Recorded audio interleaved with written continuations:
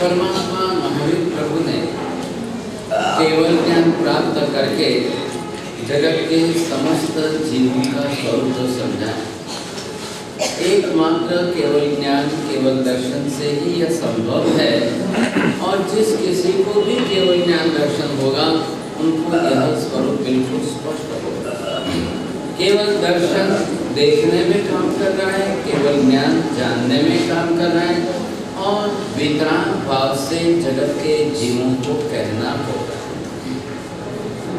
एक तरफ परमात्मा का ज्ञान भी पूर्ण संपूर्ण है, एक तरफ परमात्मा का दर्शन भी संपूर्ण है। इसलिए भगवान के वचन में जगत के जीवों को कहने में कहीं पर कोई भूल होने की संभावना है। थोड़ा ध्यान से सुनिए, भूल करे वो भगवान नहीं होते हैं और भगवान होते हैं वो कभी भूल नहीं। अब जिस भगवान के बारे में समझेंगे जो वितरागी है, जो सर्वज्ञ। आपने ये बात वितरागी सर्वज्ञ के सिवाय अगर अन्य किसी में बैठा दी तो बड़ा अनर्थ हो जाएगा। जो वितरागी हो चुके हैं, जो केवल ज्ञानी सर्वज्ञ सर्वदर्शी बने, जिंदगी में कभी भूल नहीं होगी उनसे। अब देखिए, महावीर के लिए या समस्त तीर्थंकरों के लिए जो विशेषता बताई गई है वो एक ही है। प्रत्येक तीर्थंकर भगवंतों को जन्म से ही मति, श्रुत और अवधि तीनों ज्ञान परिपूर्ण हो, संपूर्ण हो। इसलिए भगवान को कहीं पर पाठशाला में जाकर, स्कूल में, कॉलेज में पढ़ने की कोई जरूरत नहीं है। अब आगे श्रुत ज्ञान परिपूर्ण है, मति ज्ञान उनका परिपूर्ण है। अब ये तो प्रक्रिया जन्म से है। अवधि ज्ञान परिपूर्ण है। इतना परिपूर्ण होने के बाद भी गृहस्थाश्रम के जीवन में किसी भगवान ने कभी ऐसा नहीं कहा मुझे दुनिया का सब ज्ञान है। ज्ञान होना और फिर वो डाइजेस्ट होना और उसके रिएक्शन में अहंकार कसाय कभी प्रकट न होना, ये बड़ी विशेषता। ज्ञान तो औरों को भी होता है। आज हमको तो न मति ज्ञान का ठिकाना है, न श्रुत ज्ञान का है, फिर भी अहंकार दुनिया भर।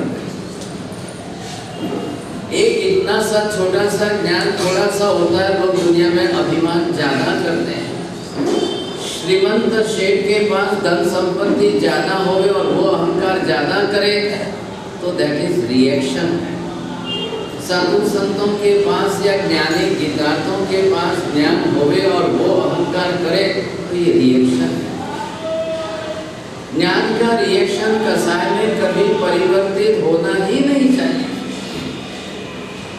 लेकिन जो लोग प्रॉपर डाइजेशन नहीं कर पाते हैं उनकी समस्या है रिएक्शन बढ़ जाता है। क्या करें? इसलिए महावीर ना कह रहे हैं बिल्कुल अहंकार करना ही नहीं। ऊपर से अगर आपके पास ज्ञान दर्शन की संपदा ज्यादा बड़ी है, आप विनय विवेक से और नम्र बन करके ताकि अपने ज्ञान दर्शन को सुरक्षित रख सको। अगर आपने विशेष कसाय आदि किया तो है वो भी ज्ञान आपका फिर आवरण से ढकना शुरू हो जाए। ऐसी स्थिति में जब भगवान यहाँ पर जगत के जीवों का स्वरूप बताए, एक दीपक लगाया। दीपक की लौ छोटी है कि बड़ी है? कितनी बड़ी है, कितनी छोटी है? जब आप चाकू की धार करते हो उस समय स्पार्क्स जो उड़ते हैं वो भी एक एक अग्नि काय के जीव। अब आप देख लो, यहाँ पर चाकू की धार हो रही है, स्पार्क्स उड़कर जमीन पर गिर रहे, यहाँ से जमीन का अंतर कितना है और इसने अंतर में कितनी स्पीड से गिरना है, क्योंकि एमरी पत्थर है, उसका घर्षण है। जैसे फटाक से नीचे गिरे, इतने से अंतर के बीच में अगर 1 सेकंड लगती है, 2 सेकंड लगती है, 4 सेकंड लगती है, बस उस जीव का आयुष्य उतना ही है, उतने में ही पूरा। क्यों उतने में पूरा होना है? अब उसको जीवन जीने के लिए कुछ भी आहार नहीं मिलना है। इधर देखिए, अब इन जीवों को अपनी तरफ से आहार लेना है, इनको पानी लेना है, इनको जन्म लेना है, इनको जीवन जीना है, इनको वापिस मरना है, इनको सुख का अनुभव होना है, इनको दुख का अनुभव होना है, इनको 8 प्रकार के स्पर्श का अनुभव होना ही होना है, इनको सबको एक साथ में श्वास तो लेनी ही लेनी है। फिर भी इधर आप देखेंगे कि ये एक जीव स्वतंत्र शरीर है, इसका अपना स्वतंत्र शरीर है, इसका अपना स्वतंत्र शरीर है। अब ये सभी अपने आप में स्वतंत्र है, मतलब अनंत काय के आलू प्याज जैसे नहीं है। आलू प्याज में और इसमें फर्क क्या है? ये एक शरीर में एक जीव है, वहाँ पे एक शरीर। बस बिल्कुल, बहुत बढ़िया, पहला इनाम देखो आप। एक शरीर में एक ही जीव है, इसलिए एक शरीर में अनंत जीव नहीं है। आपने जैसे तिल लिए और तिल का लड्डू बना दिया, एक तिल के लड्डू में तिल के दाने कितने हैं? 1000 है, 2000 है, 5000 है, 10,000 है, लेकिन सभी तिल अलग अलग स्वतंत्र तो है ही। अब आपने उसमें गुड़ है, घी है, जो भी करके उसको बांध दिया, गुड़ का लड्डू बन गया आपका, लेकिन तिल के दाने प्रत्येक अलग है। इधर देखिए, इनका शरीर ऐसा है कि एक दूसरे के साथ मिल जाता है, लेकिन अपना शरीर छोड़कर ये दूसरे में नहीं जा रहे हैं, दूसरा उसका शरीर छोड़कर के एक में नहीं आ रहा है। सबके अलग अलग स्वतंत्र शरीर होते हुए भी एक साथ इकट्ठे हो जाते हैं। मैंने आपको एग्जाम्पल दिया तिल का लड्डू बना, वैसे ही कक्षा यहाँ पर आप देखेंगे। अब ये आपने पानी के अंदर के जीवों के बारे में सोचा, अब ये भी क्या है अंदर से, इसका पानी का शरीर अलग है, इसका जीव अलग है, इसका शरीर अलग है, इसका अलग है। अब ये सब अपने आप में स्वतंत्र है और ये सब इकट्ठे हो गए, सबका लिक्विड फॉर्म का शरीर है और सब मिलकर के एक हो जाते हैं। आपने 1 गिलास पानी है, उसमें दूसरा 2 गिलास डाला, मिल गए। आपने समुद्र के पानी में नदी का पानी डाला, मिल गए। आपने कुएं के पानी में बारिश का पानी डाला, मिल गए। सब लिक्विडिटी ख्याल आएगा। अब ये क्या है, अग्नि का न तो लिक्विड फॉर्म में है न सॉलिड फॉर्म में, आ रहा है ख्याल में आपको, न अभी इसके गैस फॉर्म में भी नहीं है। अब इसका शरीर फ्लेम स्वरूप। आश्चर्य इस बात का है कि दूसरे जीव इसके संसर्ग में आएंगे, वो इतना ज्यादा उष्ण स्पर्श सहन नहीं कर पाएंगे, मर जाएंगे। अब हवा आएगी कि नहीं आएगी? अब जैसे हवा आई तो हवा के जीव कितने हैं सर? ये अगर हवा के जीव हम वायु काय के जीव बनाते हैं, ये हमने अपकाय के पानी के जीव बनाया। अब इसके अंदर का देखिए, इनका भी अपना स्वतंत्र अलग अलग शरीर, लेकिन गैस फॉर्म होने से सभी एक साथ जुड़ गए और एक साथ जुड़ करके भी सबका नामकर्म ऐसा विशिष्ट है, आपको एक साथ में आँख से दिखाई नहीं दे। सिर्फ जीव है ऐसा नहीं, शरीरधारी जीव। अगर शरीर रहित आत्मा होती तो मुक्त हो जाते, फिर तो दिखने का सवाल नहीं। आश्चर्य इस बात का है कि इन सब जीवों ने वायु का शरीर बनाया, इन सब जीवों ने पानी का शरीर बनाया। अब वही प्रक्रिया इनमें होते हुए पानी दिखाई दे रहा है, अग्नि दिखाई दे रही, लेकिन वायु दिखाई नहीं। और दुनिया भर का पॉल्यूशन जो जाकर हवा में मिला है, अब इसका अगर हम अंदर से एनालिसिस करें बरोबर, तो आप ये देखिए कि इसके अंदर ऑक्सीजन का प्रमाण कितना है, अब ये कार्बन का प्रमाण कितना है, अब नाइट्रोजन का प्रमाण कितना है, मीथेन गैस का प्रमाण कितना है, आप अलग अलग इसके अंदर कितने। अब इन सब को क्या करेगा ये जीव, जो हवा के जीव हैं इसके अंदर, वो अपनी तरफ से इनका आहार कर लेंगे। अब इनको भी सब प्रक्रिया एक शरीर के सबको, इधर देखिए, इन जीवों को भी सबको जन्म मरण जीवन स्पर्श श्वास सबको एक साथ में, इनको भी सब कुछ एक साथ में है। लेकिन आलू प्याज में भी उनको भी सबको एक साथ है। अब इसमें फर्क क्या है? शरीर की संख्या का फर्क है। जहां आलू प्याज के अंदर अनंत जीव एक साथ में एक शरीर में आ रहा है ना ध्यान। अब आपने अनंत काय भक्षण न करने के पक्षपान कर लिए, अर्थात आपने त्याग कर दिया, आप अनंत जीवों की हिंसा से बच गए और आपकी आत्मा पर अनंत जीवों की हिंसा का पाप लगना रुक गया। देखिए, बाहर करते हो तब पाप है, आत्मा पर चिपकते हैं तब कर्म है। इनाम दिया, बोलो तो सही, एक इनाम दिया। आत्मा पर चिपकते हैं तो पाप है। हाँ, हमें दिन समझना दे। विजय जी बोलिए। पाप करते हैं, चलो आप भी एक दिन समझते थे। आप करते हैं वो पाप है, आत्मा पे लगते हैं वो कर्म है। बाहर जब करते हो तब पाप है और आत्मा पर चिपकते हैं तब कर्म है। बरोबर? आप कप में पी रहे हो तब चाय है और कपड़े पर गिर गई तब दाल है। फर्क है कि नहीं है? कटोरी में पी रहे हो तब दाल है और कपड़े पर गिर गई तो दाग है। बाहर कर रहे हो तब पाप है, आत्मा पर लग गया तब कर्म। इतना सीख गए भंडारी जी, बहुत बहुत धन्यवाद, बहुत धन्यवाद। देखो आप बहुत सिकंदराबाद इतने दूर से दौड़ के आते हो, थोड़ा कंसंट्रेशन रखिए, बरोबर समझिए। अब महावीर ने यहाँ पर जो हमको सिखाया है, कहा है, उस पर ध्यान दीजिए। अब हमारी साधना के अंदर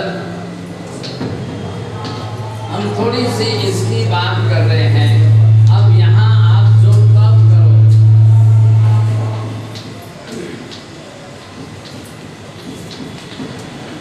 देखिए आप तप करेंगे, पर्यूषण आ रहे हैं, किसी ने कल से उपवास चालू किए हैं तो 11 हो जाएंगे, आज से करो तो 10 हो जाएंगे, कल से करो तो 9 हो जाएंगे, परसों से करेंगे तो 28 तो होगी, समझे। अब आपको जितना तप करना है, अब बताइए इधर तप बड़ा है कि त्याग बड़ा है? सब तप आपके 8 दिन की 28, आपके 10 दिन का तब कालिक है। 8-10 दिन का जितने प्रमाण में आप करोगे उतने ही है, लेकिन बाद में तो पालना है। लेकिन आप त्याग के पक्षपान करो। अगर आज आप आकर के त्याग के पक्षपान, आलू प्याज का त्याग वर्ष भर करता हूँ, अनंत काय का त्याग में वर्ष भर करता हूँ, तो ये 28 से भी आपका बड़ा धर्म हो चला। वो 8 दिन में पालना करके 9वें दिन वापस होटल में जाके आलू बड़ा बटाटा बड़ा कुछ भी खा लेगा और उसको कालिक 8 दिन से मतलब है। थोड़ा हमारा भी समाज में इवेंट बन जाए, हाँ साहब फलान चंद जी बहुत बड़े धर्मिष्ठ हैं, साहब ये तो बहुत बड़े धर्मिष्ठ हैं, आपको तपस्वी देखकर लोग शाता पूछेंगे, शाता में हो साहब, शाता में हो। चलो भाई ये कितने दिन चला? अब बाद में 9वें दिन जब वापस आपको होटल में कोई देखेंगे तो लोग क्या कहेंगे, ये देखो साहब फलान चंद जी परसों इन्होंने 28 थी और पालना करिया था आज करने से। अब आपकी निंदा होगी कि तब धर्म की निंदा होगी? मेहरबानी करके अपने निमित्त परमात्मा के सिद्धांतों की, धर्म की अवहेलना मत कराएं। कोई जबरदस्ती नहीं है कि आप 28 करो, कोई आपको जबरदस्ती नहीं है 10-11 उपवास करो, आप जरूर करो, आपकी शक्ति है, आपकी साधना है, करो। और अब आप करते हो तो फिर वापस नीचे मत गिरो, नीचे मत। कई बार साधु साथ में आपको 28 आदि के पक्षपान देने के बाद जब पालने आदि के प्रसंग आते हैं तो आपको पूछते हैं, भाई साहब कोई एक वस्तु का त्याग करो। चलो आज आप पालना कर रहे हो ना, अब इतने चढ़े हो तो नीचे तो मत गिरो। स्कूल लाइफ में कैसा है, 8th स्टैंडर्ड में आप फेल हैं तो 8 में ही रहेंगे कि 7th में आएंगे? आप जहाँ फेल, जिसमें फेल है तो उससे नीचे तो नहीं गिर रहे। महावीर यहाँ कह रहे हैं अगर आप वापिस तब छोड़ करके पचकान त्याग के नहीं कर रहे हो और फिर किसी पाप की प्रवृत्ति में गिर रहे हो तो नीचे गिर रहे हो। फिर वापिस पाप की प्रवृत्ति में मत गिरिए। आप तब भले ही कम करो लेकिन त्याग ज्यादा। त्याग दीर्घकालीन है, त्याग लंबे काल तक चलेगा। त्याग आपको वर्ष भर पाप से बचाएगा, उसका नाम त्याग है। आप एक नियम बरस भर का लो, एक नियम 2 बरस का लो, कई नियम ऐसे हैं आजीवन के ले सकते हो। कैसे भी करके महावीर कह रहे हैं आप अनिवार्य रूप से पचकान में रहने ही चाहिए। जैन मतलब पचखान वाला, जैन मतलब नियम वाला, जैन मतलब व्रत वाला। अब इससे के सिवाय हमारी दूसरी पहचान होनी नहीं चाहिए। ये जैनत्व की पहचान हमारी जो जुड़ी हुई है अनिवार्य रूप से जुड़ी हुई है। इससे ज्यादा नीचे गिरोगे आप तो भाग्यशाली फिर पाप की प्रवृत्ति, फिर पाप की प्रवृत्ति, फिर पाप करोगे, फिर कर्मात्मा करोगे। मन वचन काया से करो वो पाप है और उसके कारण आत्मा पर कर्म लगते हैं। मन पर कर्म नहीं लग रहा है, वचन पर कोई कर्म नहीं लग रहा है, काया पर कोई कर्म नहीं लग रहा है, आत्मा पर लगो। ध्यान से सुनिए, मन को कोई सजा भुगतनी नहीं है, वचन को कोई सजा भुगतनी नहीं है, काया को सजा नहीं भुगतनी है, आत्मा को भुगतनी है। कल नरक में कौन जाएगा? शरीर जाएगा? मन जाएगा? आत्मा के साथ मन जाता है क्या यहाँ से? नहीं। जैसे शरीर नहीं जाता है वैसे मन भी नहीं जाता है।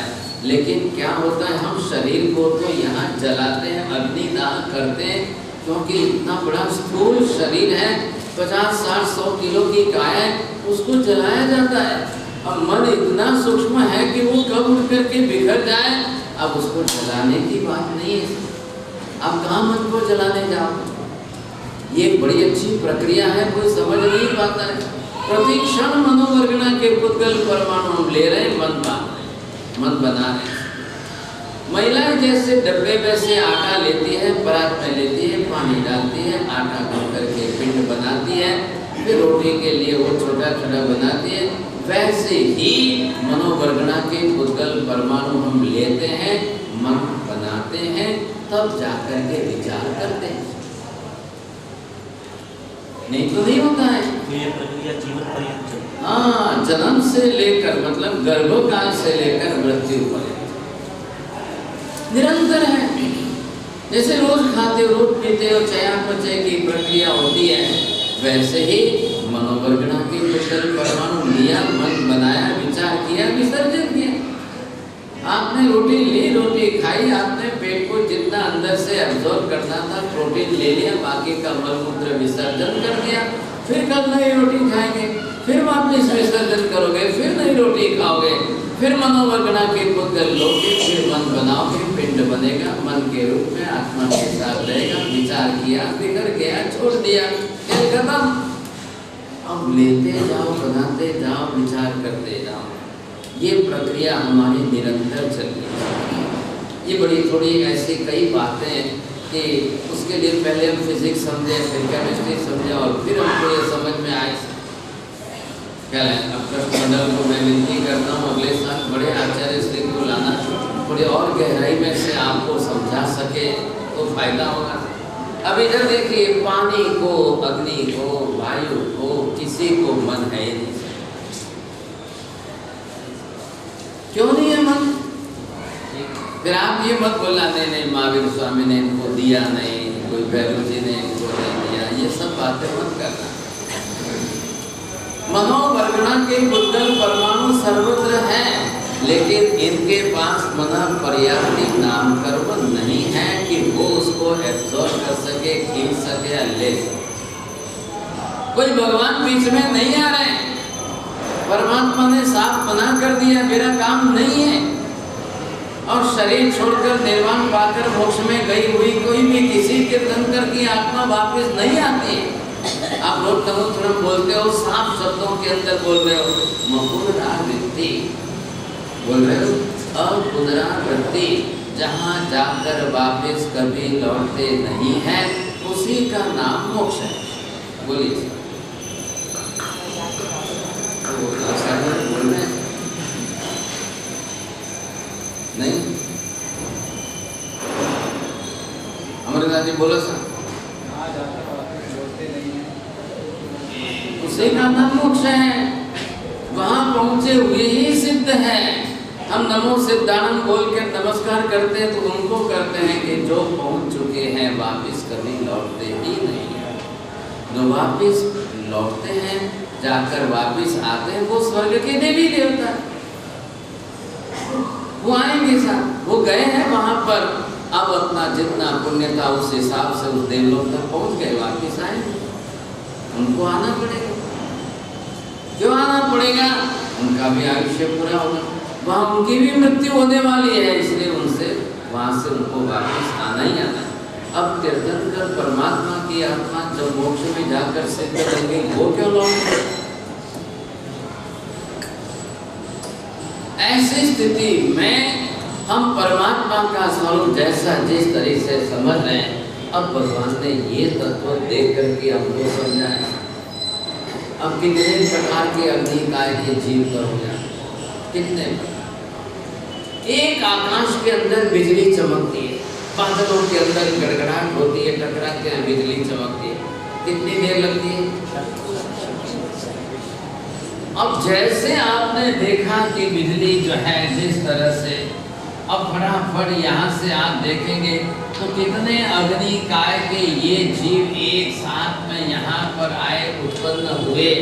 अब बिजली रहेगी कितनी सेकंड, और इतनी देर में इनका आयुष्य पूरा।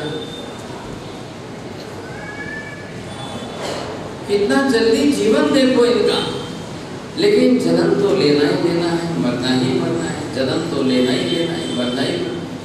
अब आप बारिश के समय में आकाश में देखते रहो, 1 घंटे के अंदर कितनी बार बिजली चमके और कब किस प्रकार का रूप आकार लेंगे, आप कह भी नहीं सकते।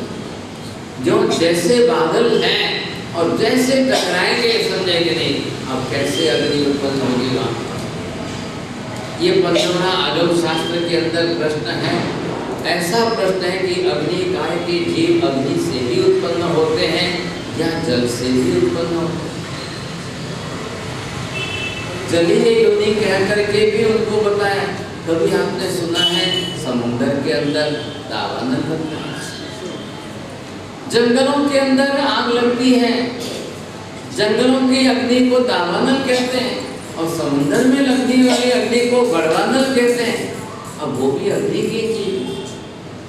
कभी पहाड़ों के अंदर जो है आग लगती है, पत्थर जलते हैं, राख बनती है और लावा रस निकलता है। जब लावा रस निकलता आप देखो तो ऐसे लगे भट्टी अंदर है और आग आग जल रही है इतनी, और उसमें से सारी लावा बाहर निकलती है। यहाँ अंदर ऊपर एक पहाड़ ऊपर से फटता है, what is called the volcanoes, ज्वालामुखी जब फटते हैं और पहाड़ के पार फटते हैं तो उसमें से सारा धुआं निकलता ही रहता है, निकलता ही। अब बिना अग्नि के जले तो इतना धुआं होगा नहीं सर। अब आप कल्पना नहीं कर सकते हो, पहाड़ों के अंदर जब ऐसी अग्नि जलती है तो शायद दिनों तक नहीं, महीनों तक चले, महीनों तक। मतलब क्या हुआ? अग्निकाय का इतना कितना आयुष्य लंबा है। अब जब तक उनको खाने को मिलता रहेगा जलते रहेंगे, जब तक खाने को मिलता रहेगा जलते रहेंगे। कैलिफोर्निया के जंगल के अंदर, पेरू और चिली के जंगलों में जब आगे लगती हैं तो एक तो जो है हजारों किलोमीटर में फैलती है, और फिर वो अग्नि अगर 4 महीने तक, 6 महीने तक, अब आप कल्पना नहीं कर सकते इतने लंबे काल तक रहे तो अग्नि बिना आहार के नहीं रह सकती। बादर अग्नि, स्थूल अग्नि जो है उसको निरंतर आहार चाहिए। अब क्या करेंगे?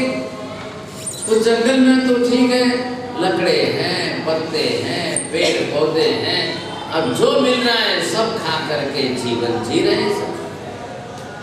सब भक्षण करता है, अग्नि को सब भक्षण करता है। अब जब उसको कुछ भी खाने को नहीं मिलेगा तब वो जो है छोड़ देगा। आप 21 तारीख को कल्पसूत्र सुनेंगे, उसमें मेघ कुमार की कथा महावीर पूर्व भव की सुनाए। सुनकर आपको आश्चर्य ये होगा कि मेघ कुमार महावीर के पास आया किस लिए? हे भगवान, मुझे दीक्षा नहीं पालनी है, मैं नहीं पाल सकता हूँ, आप वापिस होगा मुपत्ति लो, मैं वापिस कल तक का राजकुमार और आज दिशा लेकर के अंतिम लास्ट नंबर पर संखारा आया और आने जाने वालों के कारण जो रेती वहां संखारे पर लगे, अब वो उसको चुभ रही थी, नींद नहीं आ रही। एक नींद न आने के कारण दिशा छोड़ने का विचार। आप कल्पना करिए, सोचिए भाई, जब 8 दिन तक राजकुमार के रूप में रहकर के जिसने डनलॉप की गाड़ी से नीचे पैर नहीं रखा है और आज उसको रेती भी चुभ रही है। भंडारी जी, आपके यहाँ उपासनाओं में साधु आकर रहते तब आपको लगता है कि बाबू जी का कितनी लीला लहर है, और जब विहार में साथ में चलो तो पता चलता है कि विहार करते हुए कहाँ पेड़ के नीचे सो जाते हैं, कहाँ हाईवे के किनारे सो जाते हैं, कहाँ कहाँ पर हमारा विहार एक बार चला चंबल की खीण में। अब आप सोच भी सकते हो, जहाँ वो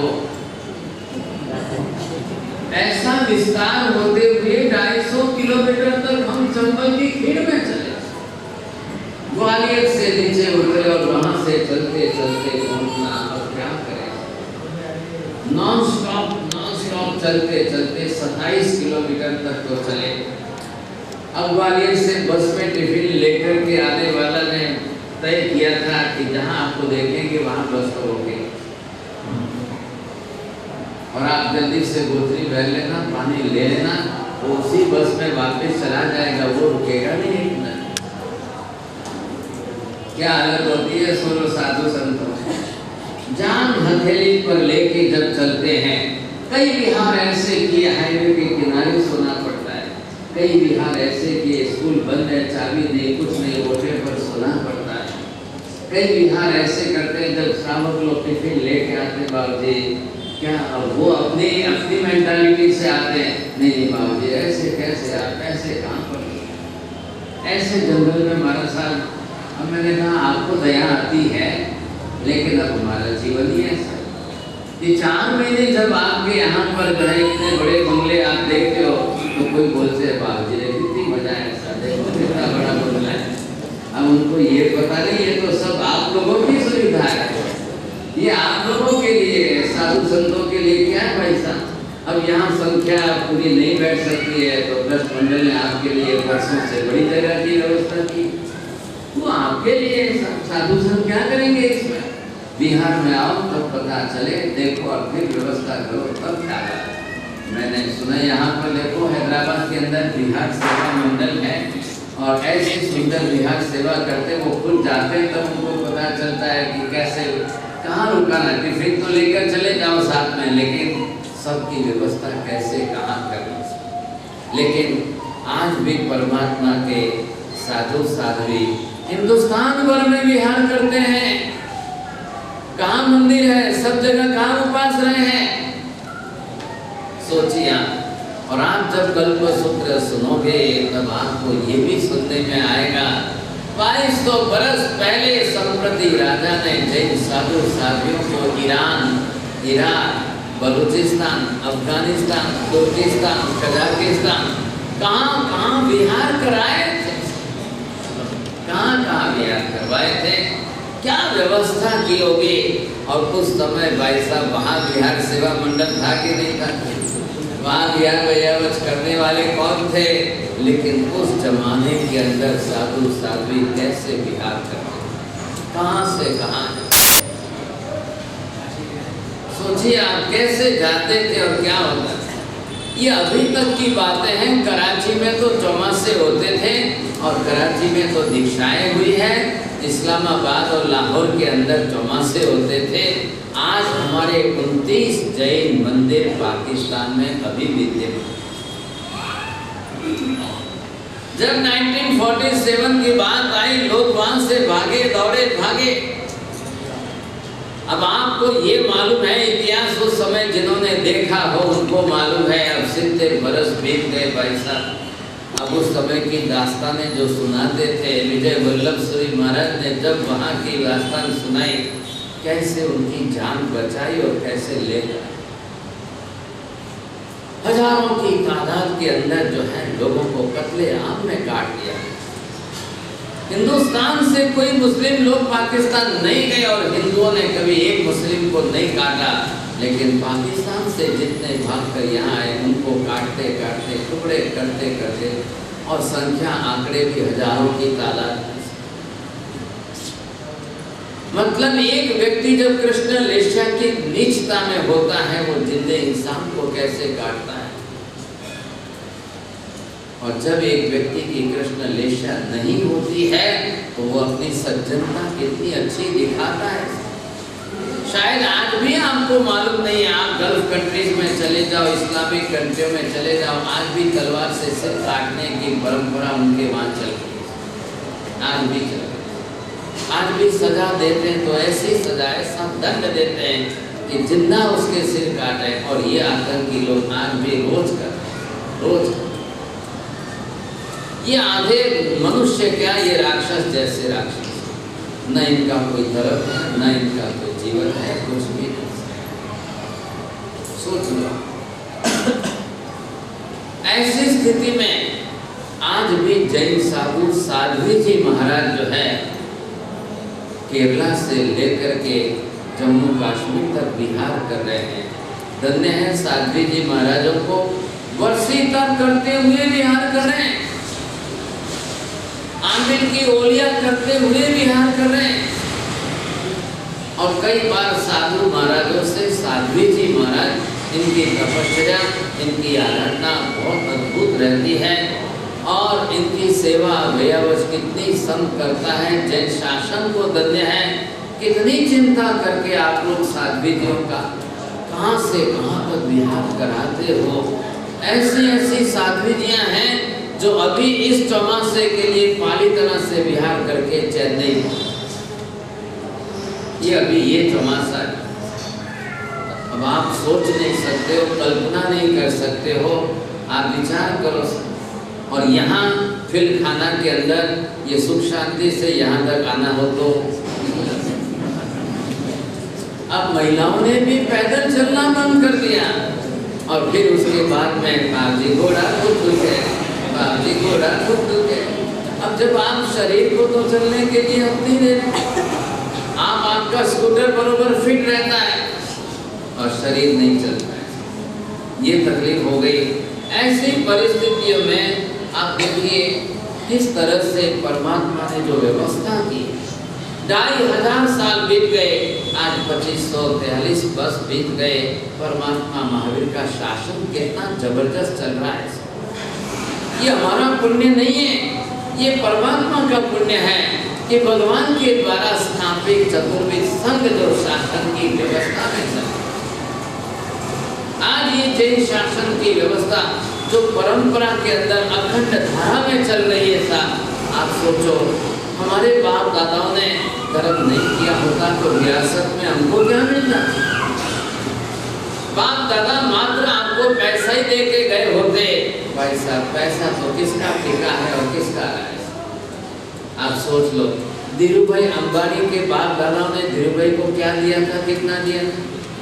एक दिन अखबार बेचने वाला धीरू भाई और इतना संपन्न बन जाए और उसके बेटों के पास आज इतनी संपत्ति आ जाए। सोचिए, ये किसने सोचा। ये क्या है। आपको ये स्वीकारना पड़ेगा, बिना पुण्य के लक्ष्मी भी नहीं मिलती है। पुण्य और पुरुषार्थ दोनों का बिल्कुल योग बने, संयोग बने, तब आदमी को कहां से कहां पहुंचा देगा। लाल बहादुर शास्त्री जैसा आप सोचो, एक जमाने में पढ़ने के लिए सुविधा नहीं थी, नदी पार करके चल करके पढ़ने जाता गरीब कुल का आदमी, और वो जाकर हिंदुस्तान का प्रधानमंत्री बन जाए। और आज के प्रधानमंत्री चाय बेचने वाले, वो जो है कितली लेकर चाय बेचने वाला आदमी प्रधानमंत्री बन जाए, आपको पुण्य स्वीकारना पड़ेगा। सर्वथा पुण्य को निषेध करके नहीं चलता, बिल्कुल। तो आज जिन शासन का जो पुण्य है, आज हम सभी परमात्मा के शासन में इस पुण्य के अंदर हैं। एक बहती गंगा के अंदर हम हैं साहब, तो सबको उस पुण्य का लाभ मिलना चाहिए। हम जैन हैं, हम जैन कुल में जन्मे हैं, ये निश्चित हमारे बाप दादाओं की बदौलत आज हमको भी ये धर्म मिला है, ये संस्कार मिला। अगर हमारी बेटी बाहर चली गई होती, हमारे जैन समाज की कन्या अगर जाकर बाहर किसी अन्य समाज में शादी कर ले, अब उसकी संतान तो जैन तो नहीं कहलाएगा। इतना उच्च गोत्र मिला, इतना उच्च धर्म मिला, और क्यों हाथ से गंवा देते हो साहब? क्यों गंवा? अब कल बाहर के अन्य धर्म की, अन्य समाज की कन्या अगर हमारे घर में आ गई, तो उसके संस्कारों में, उसके धर्म में और संतान के संस्कार में आसमान जमीन का फर्क पड़ जाएगा। 1000 साल पहले हेमचंद्राचार्य महाराज ने भी समाज को अखंड रखने के लिए पहला नियम दिया है कि आप शादी भी करो तो समाज न बदले। आप शादी भी करो तो समाज मत बदलिए, धर्म मत बदलिए, संस्कार मत बदलिए, आहार मत बदलिए, विचार मत बदलिए, भाषा न बदले। समान भाषा दोनों पक्ष में हो तो ही शादी करें, समान देश हो दोनों का तो ही शादी करें, समान समाज हो, समान जो है धर्म हो तो ही शादी करना, नहीं तो मत करना, नहीं तो बाजी बिगड़ जाएगी।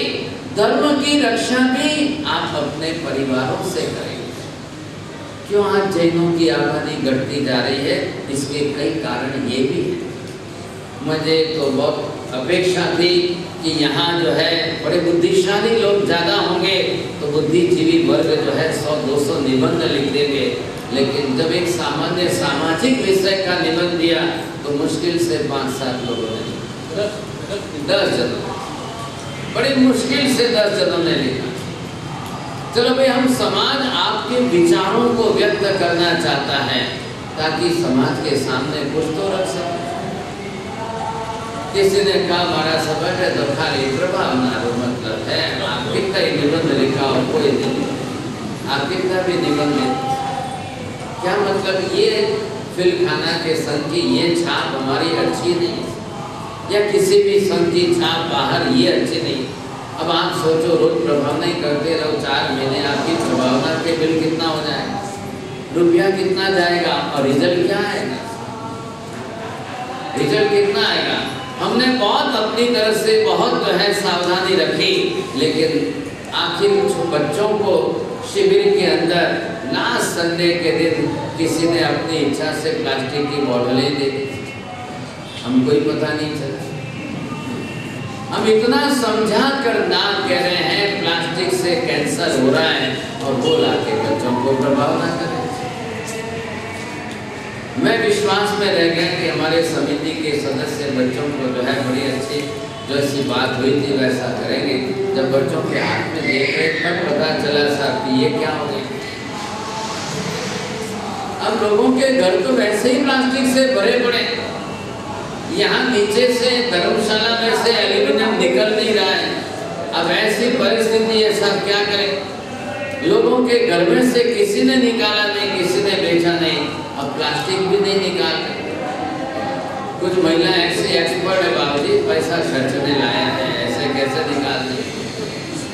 कुछ कहते हैं बाबूजी गोत्री के लिए घर आते हैं तो अपना थोड़ी देर बंद करके ऊपर रख देते हैं, महाराज कहाँ तक है? कब तक पुनः तक है? ठीक है भाई साहब, महाराज के लिए मत करो, महाराज से मत डरो, कैंसर होता है इससे डरो। हमारा क्या लेना है? हमारा कोई लेना देना। आपको परिवर्तन करना है, आपके लिए करना। परसों वैशाली पर्यूषण पर्व शुरू हो रहा है। पर्यूषण पर्व की शुरुआत हम किससे करेंगे? आप कब से करना चाहते हैं? इत्याग से करना। एक माझे बोले तो उन्होंने लाले 10 बोले, लेकिन आप तो के साथ अगर त्याग से करना चाहते होते तो चातुर्मास चौमासी 14 से नियम डायरिया दी थी। अब धीरे धीरे लाकर लोग मंदिर में रख रहे हैं। धीरे धीरे ला करके चुपचाप रखे जाते हैं। कोई कहाँ रखे जाते हैं, कोई कहाँ रखे जाते हैं, कोई यहाँ रखे जाते हैं। ये परिस्थिति है। आप ध्यान में आना नहीं चाहते हैं, पचखान करना नहीं चाहते हैं। उपवास के पचखान करने के बजाय ऐसी पाप प्रवृत्तियों के पचखान करो, वो फायदा। आप धर्म के पचखान मत करिए, पूजा नहीं करने का पचखान, दर्शन नहीं करने का पचखान, नहीं बाप जी पाप लागे, नहीं बाप जी पाप लागे। ये भी आपको समझाना है, आपको समझना अनिवार्य है। आप किस कक्षा में हो और किस लेवल पर हो, आपको किस कक्षा का पचखान कहाँ तक, ये आप जरूर समझ कर चलिए। अब क्या है कि प्रचार करने वाले अपने अपने संप्रदाय का प्रचार करें, आपके दिमाग में भूत भर देते हैं। फिर आप सोचते हो हाँ बातों से बावजूद तो पूजा को नहीं करे तो माने क्यों क्या ऐसा। ये समस्या बहुत बड़ी है। पर्युषण महापर्व के निमित्त में जैनों की पूजा बंद हो जाए, उस काल में वज्र स्वामी ने जाकर के देव मित्रों से कहकर के फूल मंगवाए। आप ये भी पर्युषण के 8वें व्याख्यान में 24 तारीख को दोपहर को 2 बजे पढ़ेंगे, समझोगे तब आपको ख्याल आएगा। बौद्ध धर्म के लोगों ने बौद्ध शासन बना करके जैनों के पर्युषण में इनकी पूजा कैसे रोक देनी चाहिए, ये न कर सके, इसलिए बहुत कुछ उन्होंने दांव पेच खेले और ये प्रयत्न किया कि इनके यहाँ पहुंचने वाले सब बंद कर दो दरवाजे। ये कर ना सके, लेकिन उस समय सकल संग इकट्ठा हुआ और आखिर वज्र स्वामी ने ये बीड़ा उठाया।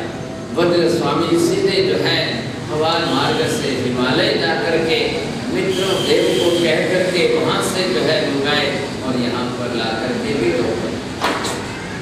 ये इतिहास समझने वाले और ये सुनकर के सत्य को स्वीकारने वाले आज आप भूल गए और ये सोचते हो उन्होंने आकर कह दिया इसलिए अपने कल से छोड़।